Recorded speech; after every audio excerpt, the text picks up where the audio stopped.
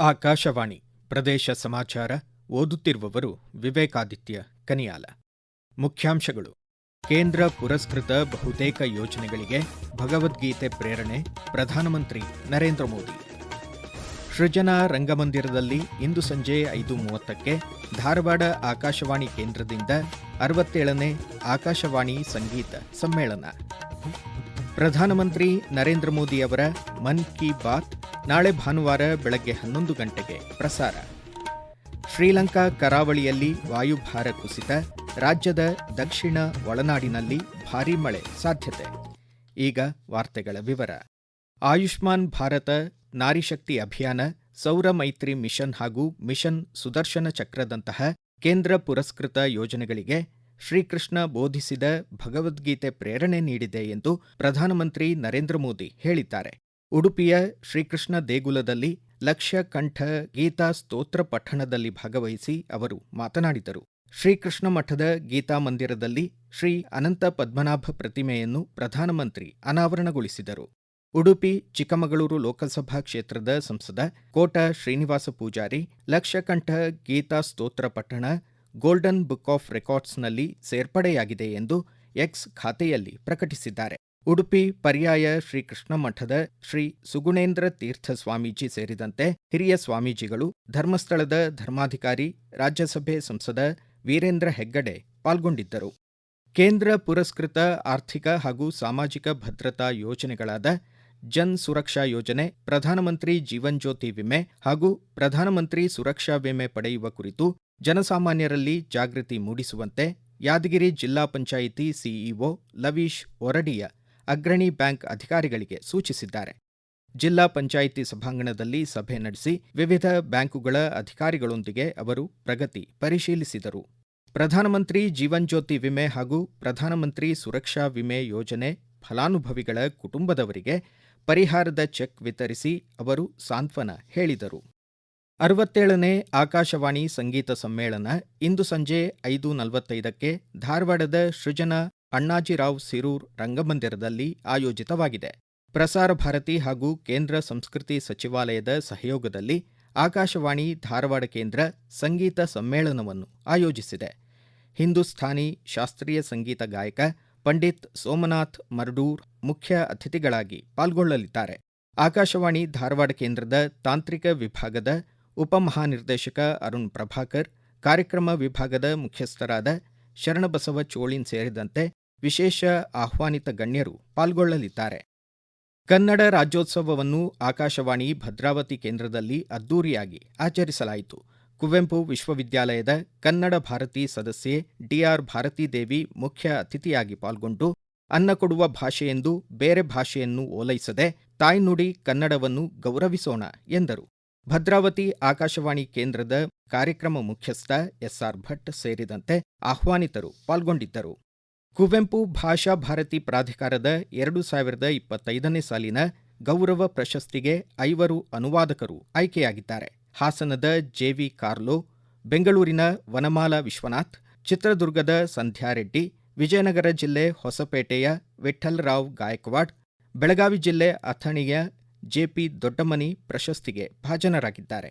ಪ್ರಶಸ್ತಿ 50,000 ರೂಪಾಯಿ ನಗದು ಹಾಗೂ ಸ್ಮರಣಿಕೆ ಒಳಗೊಂಡಿದೆ. ಮರಾಠಿಯಿಂದ ಕನ್ನಡ ಭಾಷೆಗೆ ಹಲವು ಕೃತಿಗಳನ್ನು ಅನುವಾದಿಸಿರುವ ಬೆಳಗಾವಿ ಜಿಲ್ಲೆ ಅಥಣಿಯ ಜೆಪಿ ದೊಡ್ಡಮನಿ ತಮ್ಮ ಸಂತಸ ಹಂಚಿಕೊಂಡಿದ್ದಾರೆ. ಆ ಕ್ಷೇತ್ರ ಒಳಗ ಕೆಲಸ ಮಾಡಿದವರಿಗೆ ಒಂದ್ ದೊಡ್ಡ ಪ್ರಶಸ್ತಿ ಗೌರವ ಕೊಡ್ತಾರಲ್ರಿ, ಅದು ಎಲ್ರಿಗೂ ಒಂದ್ ಸಂತೋಷನೇ. ಅದೇ ರೀತಿ ನನಗೂ ಸಹಿತ ಬಹಳ ಸಂತೋಷ ಆಯ್ತು.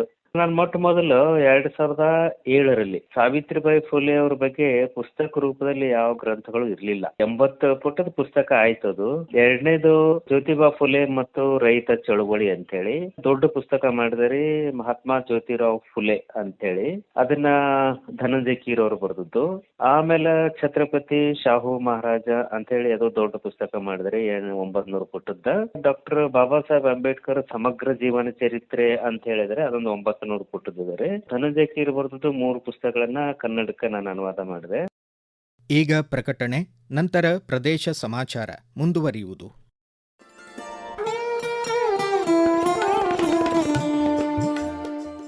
ಆಕಾಶವಾಣಿ ಸುದ್ದಿ ವಿಭಾಗದಿಂದ ಪ್ರದೇಶ ಸಮಾಚಾರವನ್ನು ಪ್ರತಿದಿನ ಬೆಳಿಗ್ಗೆ 7:05, ಮಧ್ಯಾಹ್ನ 12 ಮತ್ತು 2:30 ಹಾಗೂ ಸಂಜೆ 6:40ಕ್ಕೆ. ರಾಷ್ಟ್ರೀಯ ವಾರ್ತೆಗಳನ್ನು ಬೆಳಿಗ್ಗೆ 7:35, ಮಧ್ಯಾಹ್ನ 1:10 ಹಾಗೂ ಸಂಜೆ 7:35ಕ್ಕೆ ಪ್ರಸಾರ ಮಾಡಲಾಗುತ್ತದೆ. ಈ ಎಲ್ಲಾ ವಾರ್ತೆಗಳನ್ನು ನಮ್ಮ ಯೂಟ್ಯೂಬ್ ಖಾತೆ ಆಕಾಶವಾಣಿ ನ್ಯೂಸ್ ಕನ್ನಡ, ಫೇಸ್ಬುಕ್ ಖಾತೆ ಆಕಾಶವಾಣಿ ವಾರ್ತೆ ಕನ್ನಡ ಇದರಲ್ಲಿ ಆಲಿಸಬಹುದು. ನಿಖರ ಮತ್ತು ವಿಶ್ವಾಸಾರ್ಹ ಸುದ್ದಿಗಳಿಗಾಗಿ ಕೇಳಿ ಆಕಾಶವಾಣಿ ವಾರ್ತೆ.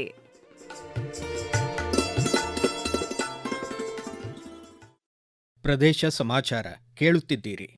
ಸರ್ದಾರ್ ವಲ್ಲಭಭಾಯಿ ಪಟೇಲರ 150ನೇ ಜಯಂತ್ಯುತ್ಸವ ಹಾಗೂ ಶ್ರೀ ಕ್ಷೇತ್ರ ಧರ್ಮಸ್ಥಳದ ಧರ್ಮಾಧಿಕಾರಿ ವೀರೇಂದ್ರ ಹೆಗ್ಗಡೆಯವರ 78ನೇ ಜನ್ಮದಿನದ ಅಂಗವಾಗಿ ಧಾರವಾಡದ ವಿದ್ಯಾಗಿರಿಯ ಜೆಎಸ್ಎಸ್ ಮಹಾವಿದ್ಯಾಲಯದ ಎನ್ಎಸ್ಎಸ್ ಘಟಕ ಏಕತಾ ನಡಿಗೆ ಆಯೋಜಿಸಿತ್ತು.